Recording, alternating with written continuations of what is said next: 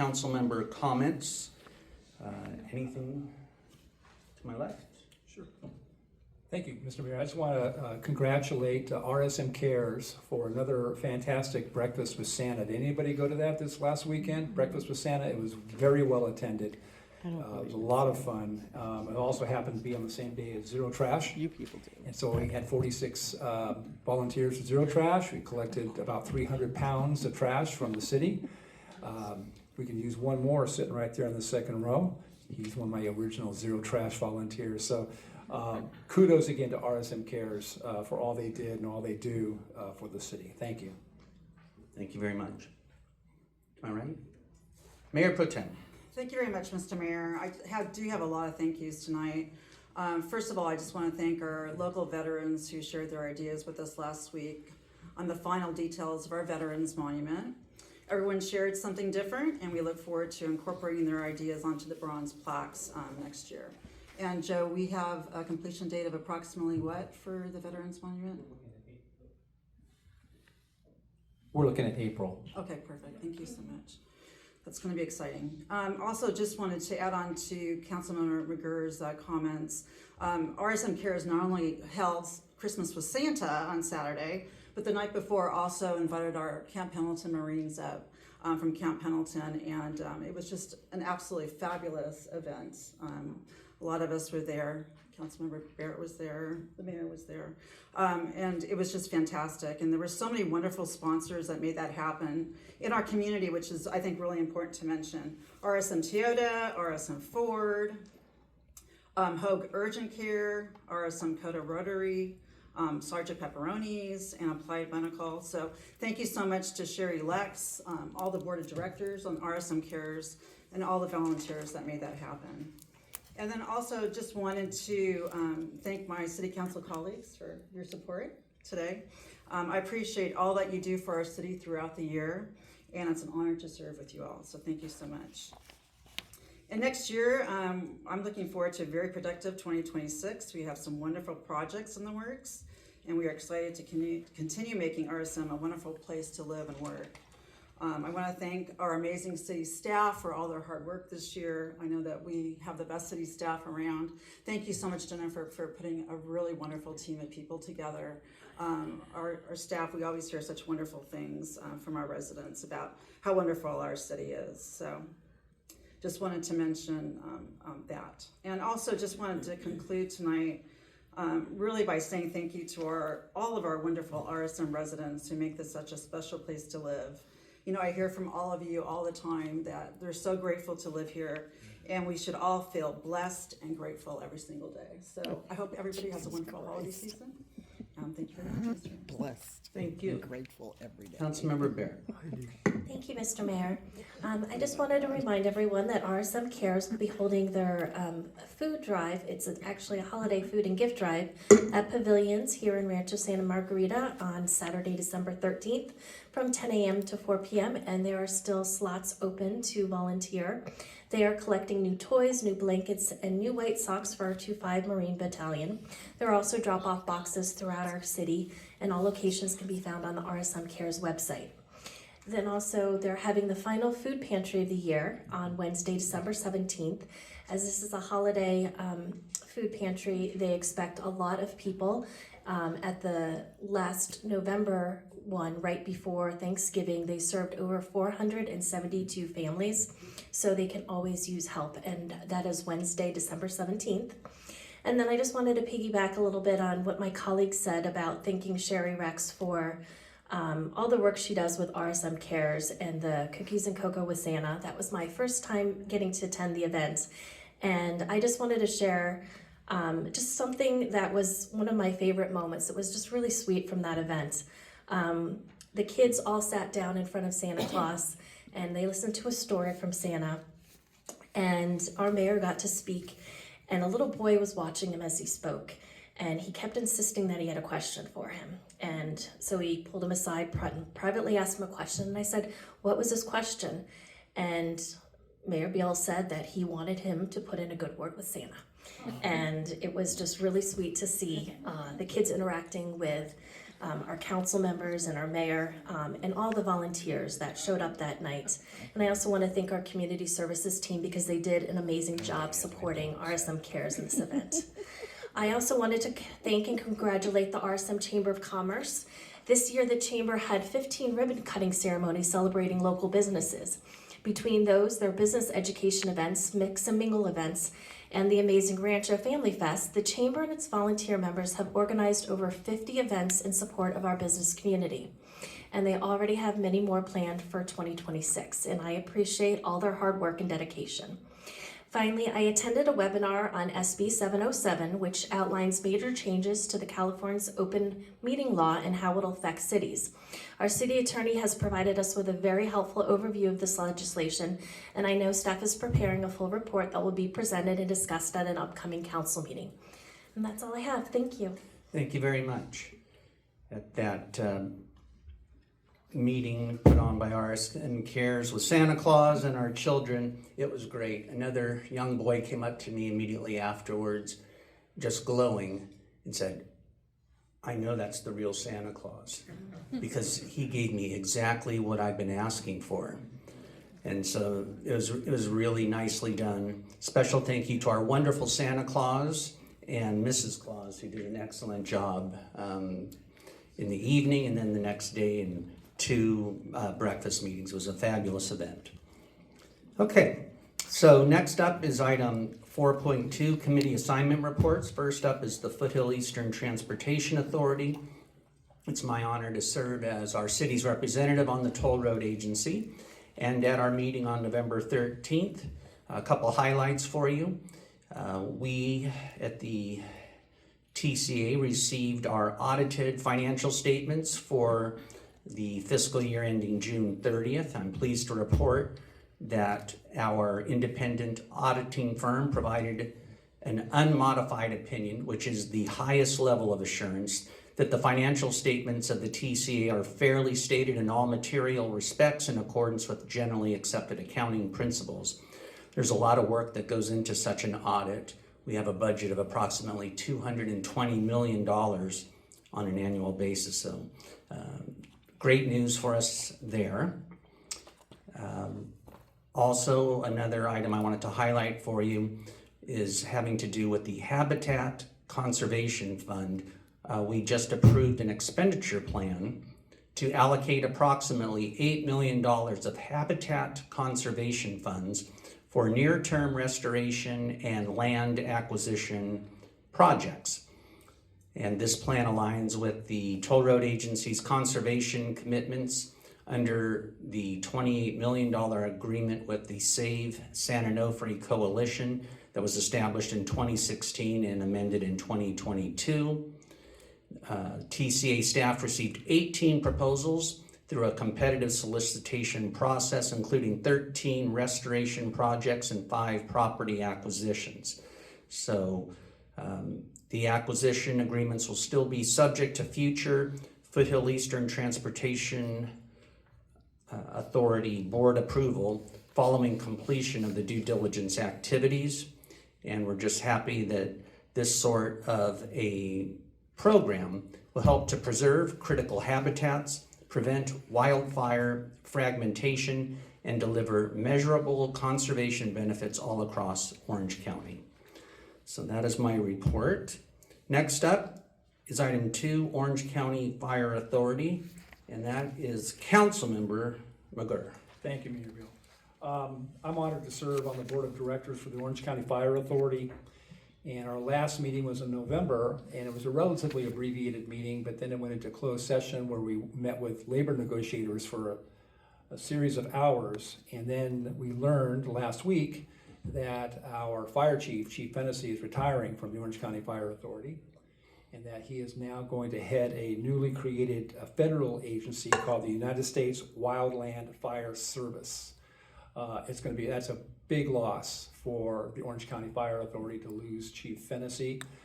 So at this point, we're going to have an interim fire chief for roughly 6 months while we interview applicants for the fire chief position. And it's going to take a while, but I can't think of very many positions in the county that are more important than the chief of fire authority. So That's what's happening. Thank you.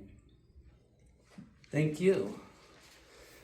That brings us to item 5, public comments. This is the first of 2 opportunities tonight to address the City Council on any matter that's not listed on the agenda that is within the subject matter jurisdiction of the City Council. Public comments are limited to 3 minutes per person, and there's a time limit of 15 minutes for this first segment of public comments. There will be another one at the end of our agenda tonight. Council colleagues, first up, I want to call your attention to 2 e-comments that we received. You should each have a complete copy before you.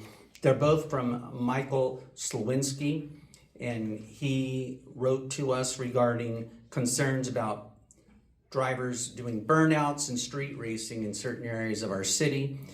As you know, Mike has brought this to our attention before, and thanks to his efforts and the efforts of our staff after having this issue brought to our attention by Mr. Slawinski, we now have on our agenda tonight item 9.2, and I'm pleased to report that Mr. Slawinski is in the House and he will be addressing that item on 9.2. So thank you, Mr. Slawinski.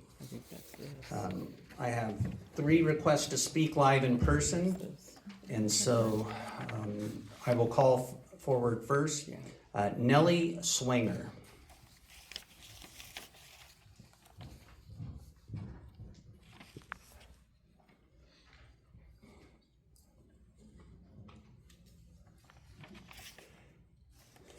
Good evening, Nellie. Welcome. Hi. First of all, thank you very much. And I've been a resident of Rancho Santa Margarita for close to 30 years. So I live near Mike. I live across the street from Tribuco Mesa Park. There are 4 softball diamonds there during most of the daylight time. In the evenings, during the weekdays, and on the weekends, there are softball games and softball practice. Many times there is amplified music there, and the music carries into the residential neighborhoods, and I can hear it from my house. It's very disturbing and distracting, as my home is my sanctuary, and I look forward to being there in the evenings and on the weekends in peace and quiet. What is disturbing is that I believe that there is a ordinance or a statute in the city that requires an amplified music permit, and I do not believe that the people that are using the amplifiers to play the music have those permits. So I wanted to know, what is the process, and how do you know whether or not those permits are being requested and issued for every time the music is being played at that level?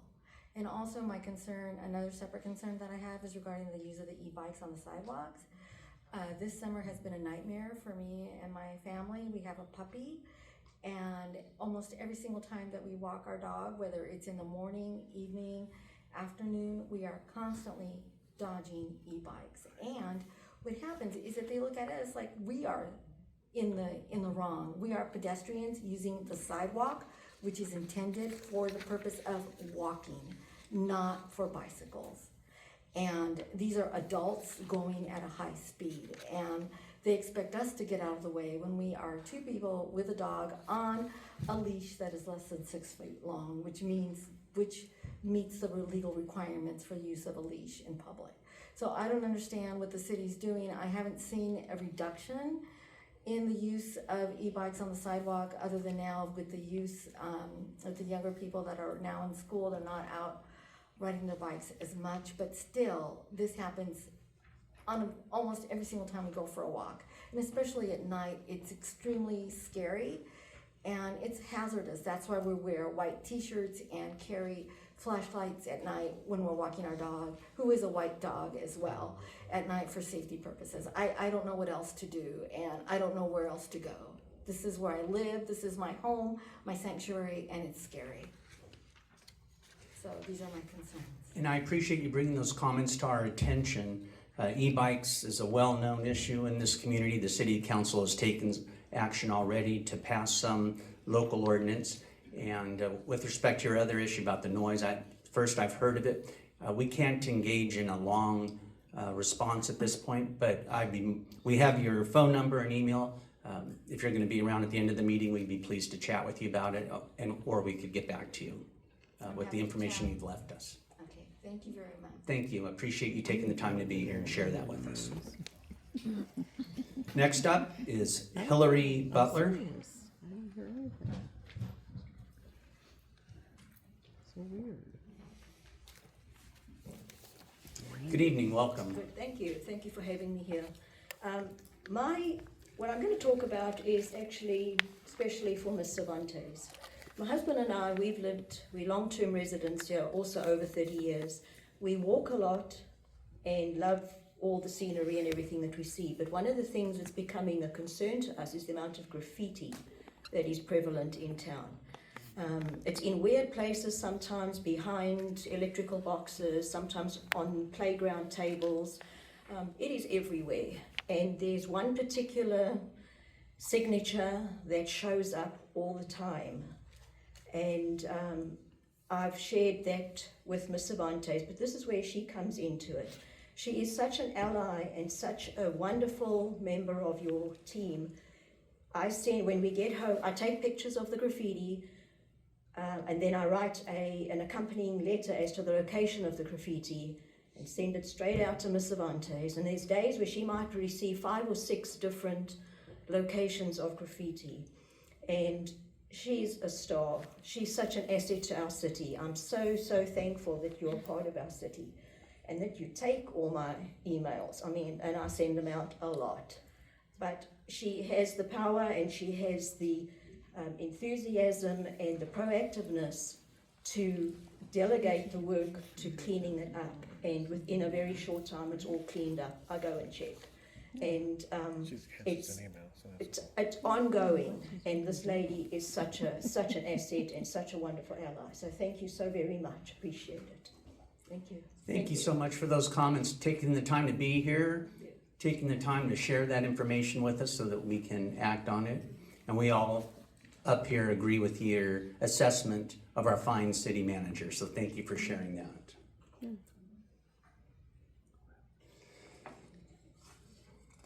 Next up, Chris McLaughlin.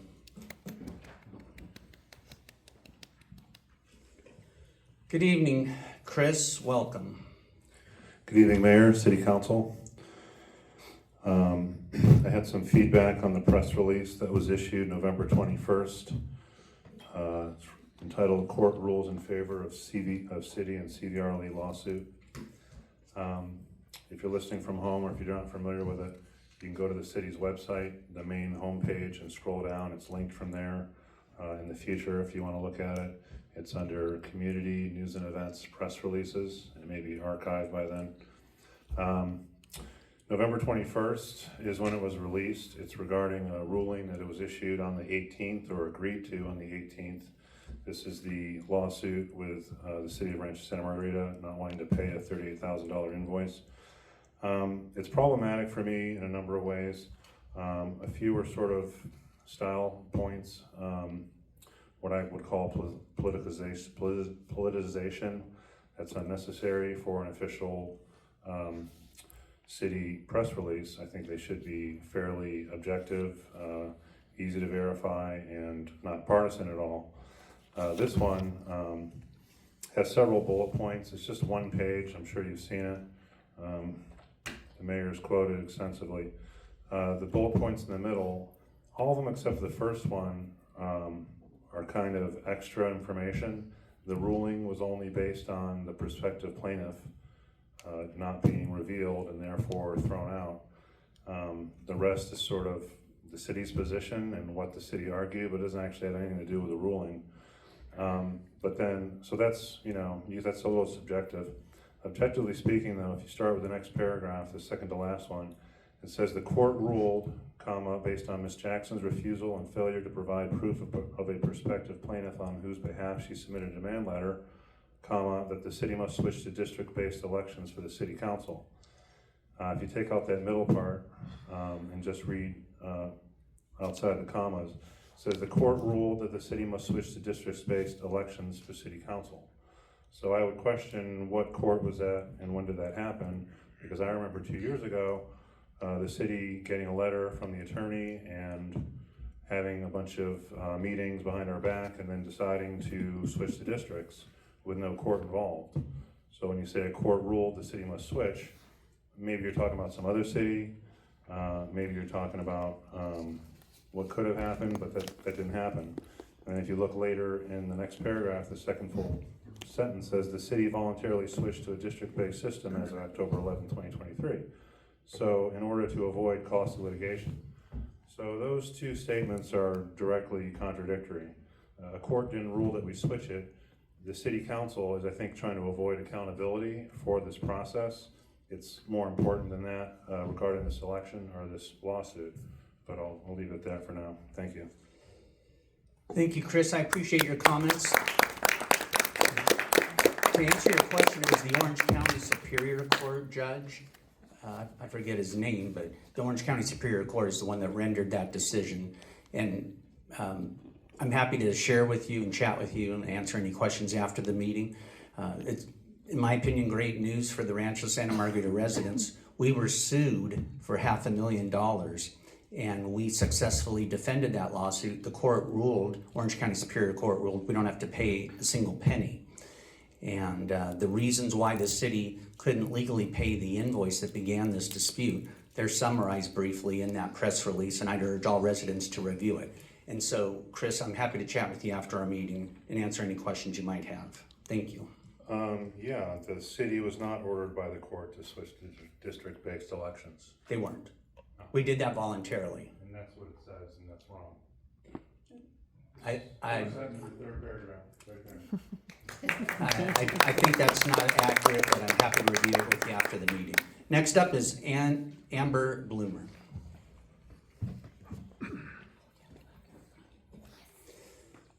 Good evening, Amber. Welcome. Hi. Oh, wrong way. Chris, why are you so tall? Hi. You've sent me a few times asking about the agenda and how people in the public get on the agenda. I think you've probably seen a transition from where we used to be in public service as council members several years ago, where people didn't really pay much attention to what was going on. I think you're probably noticing that now people are paying attention, people want to be involved, people are really interested in what's happening and really want to make a difference within our city. And I would encourage the city council to try and encourage people to be involved. That involves videotaping the city council meetings, for one. The audio is not sufficient. I don't think it covers the disabilities that people have in terms of listening. I was really impressed and happy to see that Mr. Slawinski got onto your agenda. I'm actually curious to know how that happened, because there are other things that have been raised. There are other things that have been raised that have not reached the agenda level.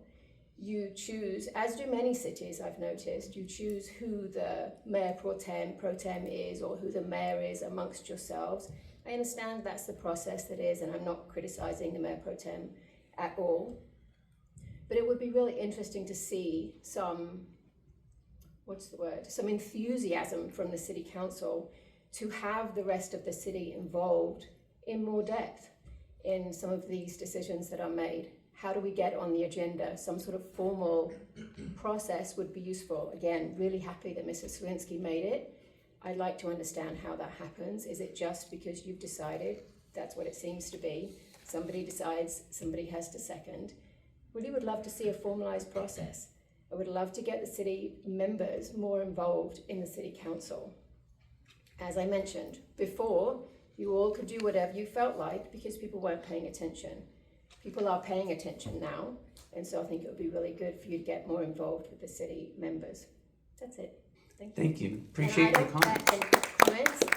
It's really interesting to me that we have brought this up so many times, and I'm being really respectful right now, but to let you know that it is very frustrating as a person who stands here for you to respond to us and then we can't respond back, and you're quite happy to come and have a conversation. Those conversations should be here. Maybe there needs to be a time limit, but that's it. I appreciate your comments. Yeah. The law doesn't permit what you're asking us to do. During public comment, we cannot engage in the lengthy sort of But conversation that you're you liking. can have a conversation. That's the point. Members of the city council can briefly respond It's not brief. according to law. It's not brief. Mayor, if I may, just to Mr. City Attorney, maybe Yeah. you could clarify. Just to for clarify, this is a our- state law requirement, the Ralph M. Brown Act. This is basic. It applies to every single city in the state of California. During the public comment portion of the agenda, city council members are not permitted by law to engage in extensive deliberations, debate, or discussion. State law allows council members to provide brief responses to comments, very brief response for comments, and to provide direction to staff for future action. But there is no discussion or deliberation that is allowed on a non-agenda item that is pursuant to state law. Thank you. Thank you. And very briefly, Ms. Bloomers, the questions that you asked regarding agenda items, you asked for a formalized process. We have one. And there's a formally adopted city council policy talking about how items are put on the agenda. This is like across our country, a representative government, and it's done through the city council members. And if you're not aware of that policy, I'd be happy to share it with you. And Mr. Slowinski brought a public safety item to our attention. It was then researched by our police and city staff, and what is on 9.2 was placed on the agenda by the city after that concern was brought to the attention of the city. So that's kind of how the process works, and I'm happy to answer any questions you might have later. Thank you. All right, the last public speaker that I have is Ruslan, I apologize, Peshkarve. I'm so sorry. Welcome. Nice Yes, to thank see you you. so much. So last time, Amy, she shared with me George Blair's email. So I sent him email about the promenade around the lake, so he responded, we had a chit chat. So he told me he actually spoke with his maintenance team and he put it on schedule. And he sent me like email, I will send it to Amy so she can share with everyone. So most likely he will be doing like a maintenance of the space over and over again. He told me like he will find a vendor to keep it going. So that's the first point. And the concerns that you had raised with us before, Yeah, exactly the same issue. Yeah, so that was around the lake and yeah, I basically I went to this place. I did a couple pictures and sent it to him. Like like this can be done, this can be done. So yeah, it's going. Yeah, good. I'm glad to hear that there's progress being made. sure. So the second point, actually, like maybe 3 months ago, I visit lots of libraries at Orange County. I like it. I usually use it like an office. And because I do window cleaning, you always look for like other people work and like a condition.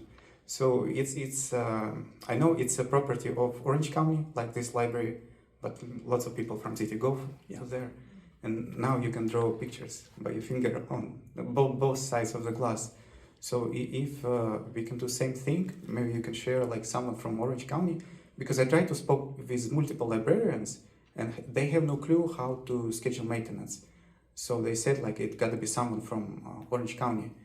So if maybe some person who has authority, so I also can get in touch, we can get a discussion. That would be fine.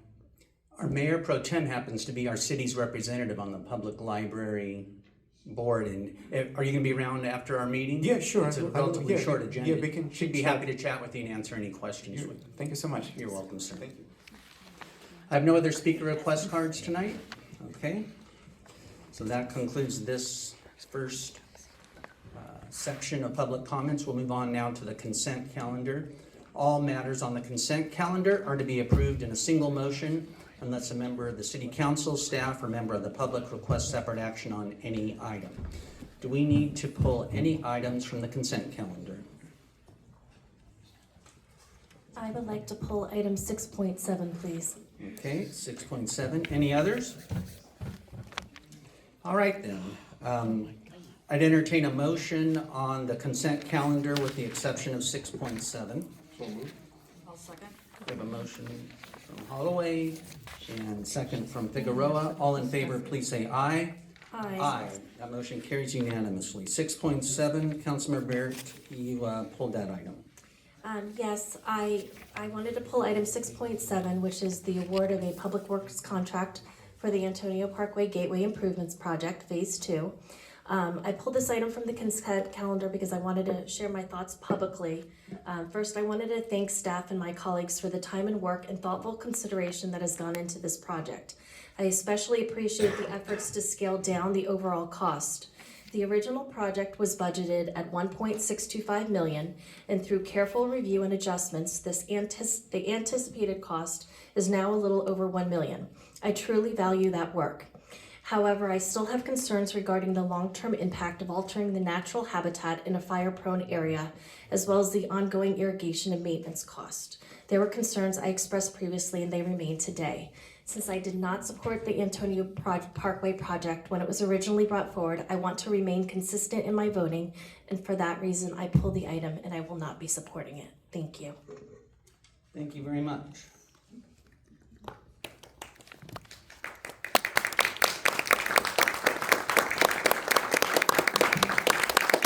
So, I would simply say, in response, I think this is a really important project for our community.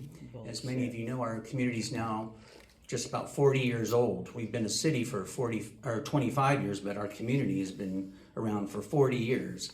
And in my opinion, we can never permit our city to fall into disrepair or have deferred maintenance.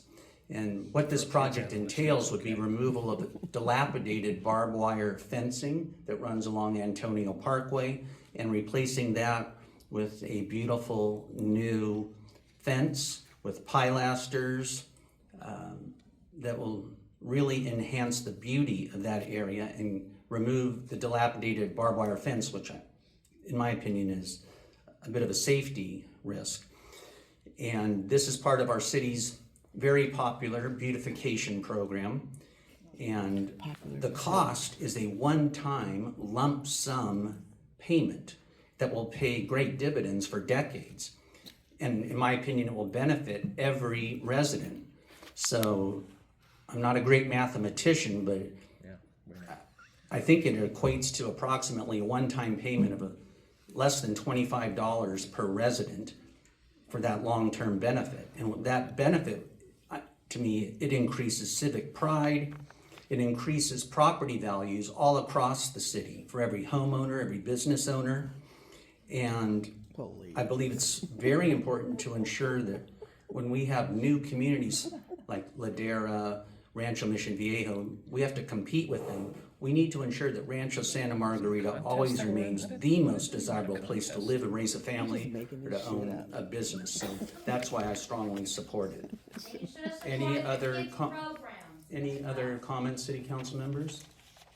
Sure, I would agree with what you just said. I think it's not a coincidence that Las Flores has fencing similar to what we're gonna put in. Ladera has the same sort of fencing and monuments that we're considering. It's not just beautification, which is a large part of it, it's a safety issue as well. We don't have a true fence on that side of the Antonio, it's all just loose barbed wire. It's not a safe place to be riding a bike or taking a walk. When we talk about competition, for lack of a better word, this is very important to the business community. When we put the Alicia T monument in at Alicia and Santa Margarita Parkway, we got more emails, phone calls, texts, whatever from the business community because it puts them more on the map. They recognize that people are looking for Rancho Santa Margarita. Now, we all live here. We live in this cul-de-sac in the wilderness. A lot of people have no clue. I met a city council member from San Clemente not too long ago who had no clue where Rancho Santa Margarita was. And that's San Clemente. Granted, a fence is not going to suddenly put the city on a map, but there's a reason why Ladera, Rancho Mission Viejo, Las Flores continually upgrade their community to make it look good because it does attract customers to our businesses and it does keep property taxes available for up enough for where we all profit from the purchase of our home. So I think the new monument on Antonio looks fantastic. I've heard nothing but, kudos for that. It looks so much like the one at Alicia T. I think the fencing is just going to enhance that whole area. So I am in favor of this. Thank you. Council colleagues, Mr. Councilmember Holloway. Thank you. I was in favor of the original project, the monument sign. In this case, I agree partially what you're saying about the fencing. I do believe it's an eyesore. I will have to say though, the safety part of it, I feel like I'm not saying it's a barbed wire safe, but if that was a real concern of ours, it's been sitting there for 20, 30 years. Yeah. I didn't say that for your benefit, thank you. So the safety part, I think, is a bit of a stretch, because if it really was unsafe, we probably would have addressed it sooner. But I do believe that it needs to be replaced because it's a complete eyesore, but it's the other costs that concern me. Joe, just for a sec, what was the ongoing maintenance cost? I know there was a number last time we talked, but what is it? Again, just remind me.